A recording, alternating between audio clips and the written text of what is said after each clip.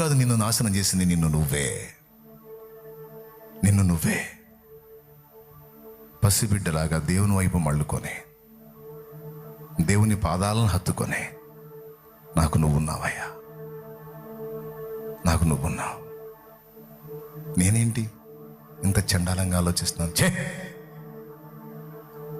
నువ్వు లేకపోతే కదా నన్ను భూమి మీద పుట్టించింది నువ్వు, ఎన్నాళ్ళు నడిపించింది నువ్వు, ఎన్నోసార్లు చావు అతి సమీపంగా వచ్చిన చావకుండా నన్ను కాచింది నువ్వు, పట్టెడన్నం పెడుతుంది నువ్వు, ఈ వస్త్రం ఇచ్చింది నువ్వు, సమాజంలో నిలబెట్టింది నువ్వు, బ్రతికిస్తుంది నువ్వు, నడిపిస్తుంది నువ్వు, నన్ను పోషించేది నువ్వు, ఆదుకునేది నువ్వు ఉన్నావుగా.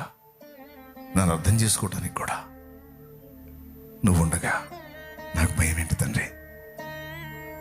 పరిస్థితులన్నీ ప్రతికూలమైన, లోకమంతా ఏకమైన నన్ను ద్వేషించిన, ఎవరో నన్ను పట్టించుకోకపోయినా, నా గురించి ఆలోచించే వ్యక్తులు ఎవరో లేకపోయినా నువ్వున్నావు.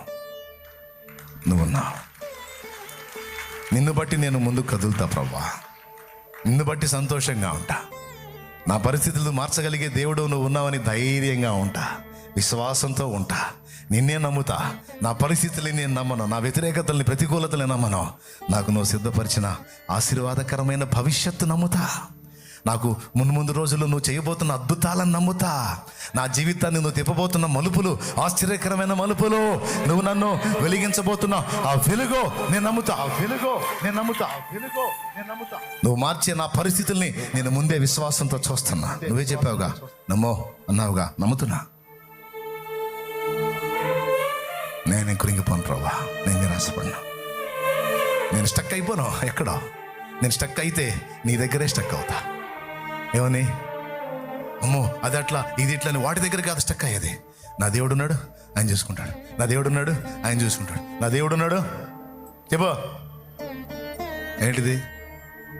నా దేవుడు ఉన్నాడు, నా దేవుడు ఉన్నాడు, విడిపిస్తాడు. నా దేవుడు ఉన్నాడు, రక్షిస్తాడు. నా దేవుడు ఉన్నాడు, ఆదరిస్తాడు. నా దేవుడు ఉన్నాడు, స్వస్థపరుస్తాడు. నా దేవుడు ఉన్నాడు, కార్యం చేస్తాడు. ఇక్కడే స్టక్ అవ్వాలి.